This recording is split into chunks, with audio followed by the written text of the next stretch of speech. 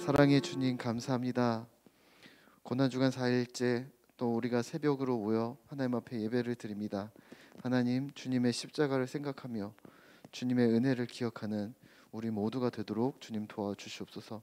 오늘 이 시간도 우리에게 은혜 내려주시고 이 시간도 또 기도할 때 하나님 우리를 만나 주실 것을 기대하며 예수님의 이름으로 기도드립니다. 아멘.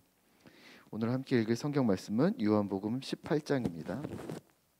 요한복음 18장 39절에서 19장 16절까지 말씀을 한 절씩 교독하도록 하겠습니다. 요한복음 18장 39절에서 19장 16절까지 말씀을 한 절씩 교독하도록 하겠습니다. 39절입니다. 제가 먼저 읽겠습니다.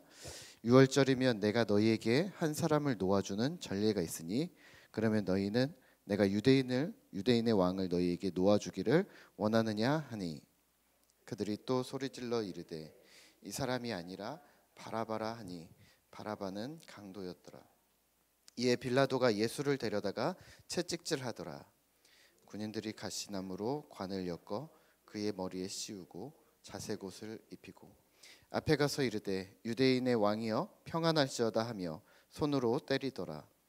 빌라도가 다시 밖에 나가 말하되 보라, 이 사람을 데리고 너희에게 나오나니 이는 내가 그에게서 아무 죄도 찾지 못한 것을 너희로 알게 하려 함이로라 하더라.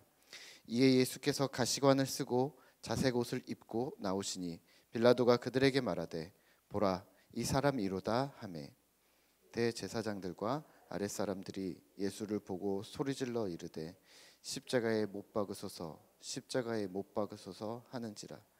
빌라도가 이르되 너희가 친히 데려다가 십자가에 못 박으라. 나는 그에게서 죄를 찾지 못하였노라. 유대인들이 대답하되 우리에게 법이 있으니 그 법대로 하면 그가 당연히 죽을 것은 그가 자기를 하나님의 아들이라 함이니이다. 빌라도가 이 말을 듣고 더욱 두려워하여 다시 관정에 들어가서 예수께 말하되 너는 어디로부터냐 하되 예수께서 대답하여 주시지 아니하시는지라. 빌라도가 이르되 내게 말하지 아니하느냐? 내가 너를 놓을 권세도 있고 권한도 있는 줄 알지 못하느냐?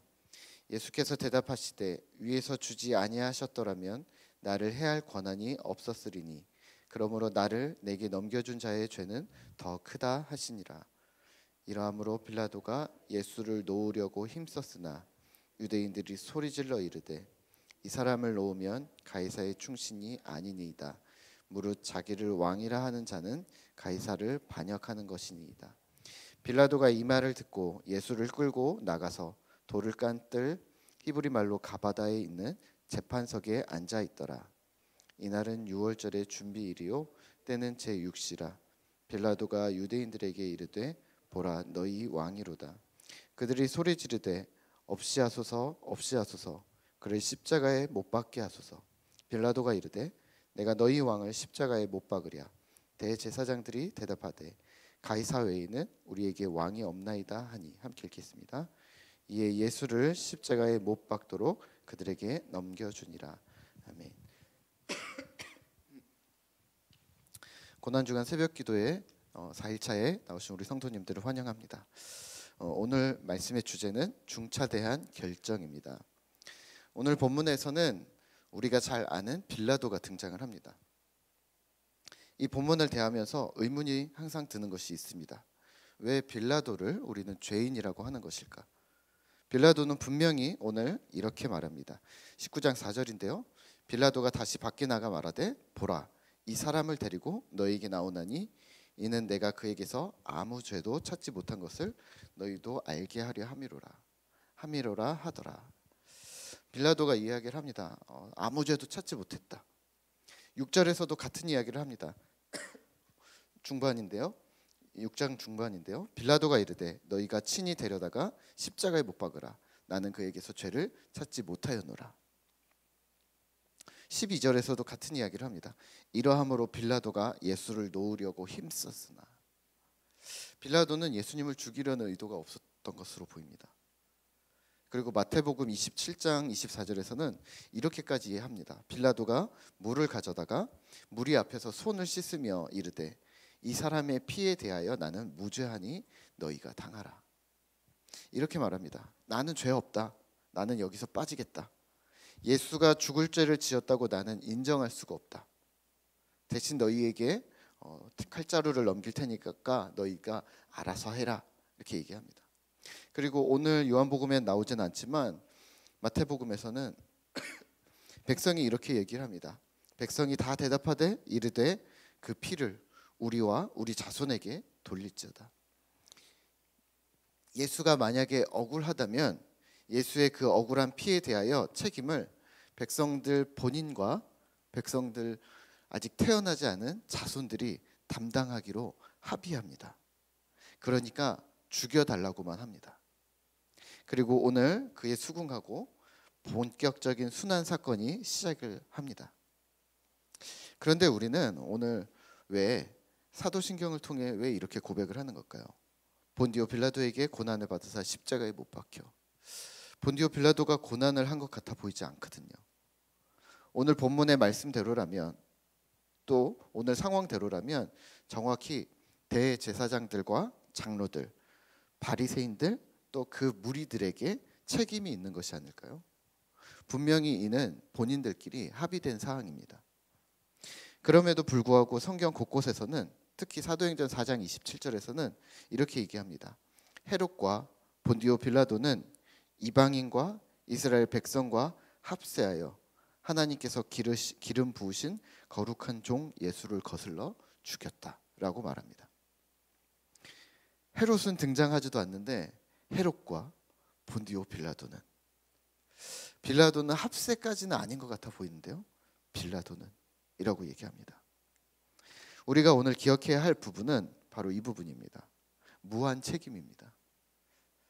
오늘 그 자리에 그 사람을 세워두신 이유가 있어서 그런 것입니다. 바로 그 자리에서 정의와 공의를 실현하고 인자와 사랑을 베풀라는 하나님의 뜻인 거죠. 또 그가 신자라면 더 나아가서 하나님의 일을 감당하라고 하시는 겁니다. 이런 거죠. 제가 이 자리에서 어떻게 하나님의 일을 감당을 합니까? 지금 현실에서 저는 청소부인데요. 저는 청소부인데요. 제가 어떻게 하나님의 일들을 할 수 있겠습니까? 그렇다면 성실히 열심히 청소하시면서 내가 그리스도인이심을 자부하시면 됩니다. 저는 교사인데요. 그렇다면 성실히 열심히 사랑으로 아이들을 가리키면서 그리스도인임을 잊지 말아 주시면 됩니다. 저는 군인인데요. 그렇다면 성실히 열심히 나라를 지키면서 그리스도인임을 기억해 주시면 됩니다. 저는 직장인인데요. 그렇다면 똑같이 성실히 열심히 일하시면서 내가 그리스도인임을 잊지 말으시고 죄악 가운데 스스로 걸어 들어가시지 않으시면 됩니다. 우리의 사회는 지금 오늘날 우리의 사회는 몰랐다고 하면 정상 참작이 됩니다. 또 음주나 약물로 인한 실수였다고 말하면 심신미약이나 혹은 감경 사유로까지 이어지는 것이 큰 사회적인 이슈가 되기도 합니다. 그러니까 어떤 봐줌의 이유가 된다는 거죠. 오늘 교회 안에도 이러한 사회상을 반영한 것인지 몰랐다고 하면 또 실수였다고 하면 허용되는 부분들이 상당히 있습니다. 그렇다면 오늘 빌라도를 생각한다면요, 그도 분명히 하나님 앞에 할 말이 있었을 겁니다. 한 세 가지가 될 것 같은데, 첫 번째는 하나님, 저는 이 책임에서 빠지기로 합의되었습니다. 확실히 합의된 부분입니다. 두 번째는 이 합의된 사항이 하나님께 정상 참작이 되지 않는다는 것을 저는 몰랐습니다. 세 번째는 그래도 된다고 생각했습니다. 실수였습니다. 이렇게 얘기하지 않았을까요? 하지만 분명한 것은 하나님 앞에서 이러한 사항들이 반영되지 않았다는 겁니다. 빌라도는 자신은 빠지겠다고 말하고 빠졌지만, 합의했지만 성경은, 하나님은 네가 범인이다, 네가 주범이다라고 말하고 있습니다. 오늘 우리가 자리하고 있는 그 자리는 그렇다면 하나님께서 부여하신 사명의 장소임을 기억하셔야 합니다. 세상에서 우리가 위치한 곳입니다. 한 가정의 가장이고 교회의 직분자이면서 또 회사의 직원이고 일터의 고용주이고 또 주부이고 또 어머니이고 학생인 우리는 그 자리에 우리를 세워두신 하나님은 하나님 자신의 목적을 이루기 위해서 우리를 그 자리에 세워두신 것입니다. 그가 신자이든 신자가 아니든 사실은 상관이 없습니다. 이를 인간인 우리가 파기할 수 없는 것이고 넘어설 수 없는 것입니다.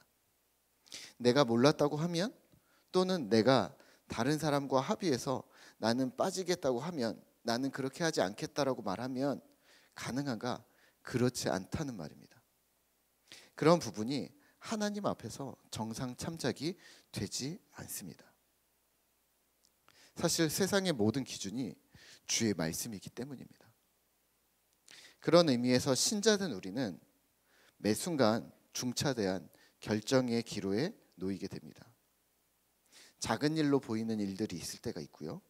또는 세상에서 통용되는 방식인 것처럼 보일 때 다들 그렇게 하는데 라고 우리가 행동할 때가 있는데요. 하나님의 기준에 또 하나님의 말씀 앞에서 우리의 선택은 사회적인 신분과 상황, 내게 주어진 자리에 대해 부여되는 신자로서의 책무를 내가 스스로 회피하거나 도망칠 수 없다는 말입니다.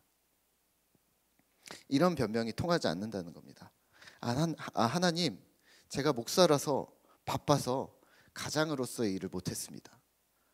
근데요, 저는 아내랑 합의했거든요. 하나님, 저는 바깥일을 하기로 했고 아내는 안쪽 일만 하기로 했습니다. 그거는 저한테 물으시지 말고 그 책임은 저희 아내한테 물으십시오. 이렇게 할 수 있을까요? 하나님, 전 몰랐습니다. 하나님, 저 실수였습니다. 이렇게 얘기할 수 있을까요? 하나님, 제가 회사에서도 하나님의 영광을 드러내야 되는지 저는 몰랐습니다. 그럴 수 있거든요. 또 혹은 하나님, 제가 지금 입사한 지 얼마 안 돼서 제가 능력도 없고 그래서 제가 불가능했습니다. 이것 좀 이해해 주셔야 되지 않겠습니까? 또 어떤 분들은요, 하나님, 저의 인생의 굴곡이 너무 심해서요, 감정이 복잡하고 분주하고 어려워서 저는 교회 봉사는커녕 자녀를 돌보는 일 혹은 아내와 가정을 돌보는 일을, 사랑하는 일을 하지 못했습니다. 하나님, 이것 좀 이해해 주십시오. 이런 변명이 우리가 가능할 거라고 우리는 생각하지만 하나님 앞에서는 어찌 될지 모르겠습니다. 지금 우리가 고난주간을 보내고 있는데요, 만약 예수님께서도 우리처럼 이유를 대셨다면요, 십자가 죄명이 너무 억울해서 유대인의 왕이라, 자칭 유대인의 왕이라, 혹은 신성 모독이라, 하나님, 내가 억울해서 이거 십자가 지지 못하겠습니다. 혹은 모든 사람이 나를 떠나서 아무도 나를 지지하는 사람이 없어서 외로워서, 십자가가 혹은 너무 무거워서, 또 고통이 생각보다 너무 심해서, 또는 죽음이 너무 두려워서 인간된 마음에 십자가 사건을 피하셨다면요, 혹은 예수님이 하나님처럼 높으신 분이라고 우리가 생각하니까 쉽게 얘기하실 수도 있겠죠. 하나님, 나는 빼주십시오. 나도 하나님인데 난 빼주십시오 라고 그랬다면요, 그래서 십자가 사건이 우리에게 없었다면요, 오늘 우리는 이 자리에 없었을 수도 있습니다. 우리에게 맡겨진 사명은 하나님의 영역입니다.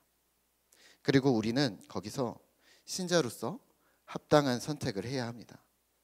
어쩌면 그 작은 선택들이 일생일대의 중차대한 결정이 될 수도 있습니다. 오늘 빌라도는 수많은 죄인들 중에 하나의 실수를 범했는 것일지도 모르지만 사실은 매우 중대한 실수를 저지른 것이죠. 고난주간 4일차 우리가 주님의 십자가를 생각하면서 오늘 우리에게 주신 자리에서 우리가 주님의 사명을 감당할 수 있게 도와주십시오 라고 기도하면 어떨까요? 또 신자로서 마땅한 선택을 하는 자들이 되게 해달라고, 매 순간순간마다 하나님의 뜻을 묻는 주의 백성들이 되게 해달라고 우리 함께 기도하시죠. 또 주의 십자가를 우리 마음과 우리 삶에 새겨내는 그러한 신실한 신자가 되게 해주십시오라고 기도하는 오늘 하루 되시기를 바랍니다. 우리 함께 찬양하고 기도하도록 하겠습니다.